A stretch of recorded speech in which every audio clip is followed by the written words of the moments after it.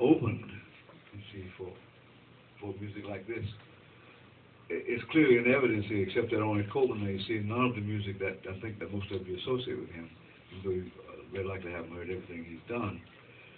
He made it possible for people, you see, to take this thing further down the road. And I think that in the years that followed, Ornette Coleman's, burst onto the scene. I think it was 1959 was his opening in New York City. Well, from that point forward, people would take this, quotes now, free jazz on to lots of places where you get to things like the Art Ensemble of Chicago. Just trying to think of other people now who doesn't come to mind right with all these players, but they just come out of the woodwork who want to play their own music. And people say, well, is that jazz that you just heard? Well, if it's not jazz, you see, it can be traced to jazz. We certainly know that wasn't Schoenberg. Don't we? If you're a fan of Schoenberg, you say, no, that's not classical music, Bob. So, well, maybe that's some late Bartok. Nope. Right?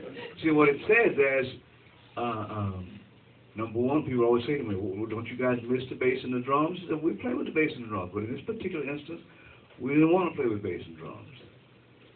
This wasn't about timekeeping as such. Doesn't mean that there wasn't some time.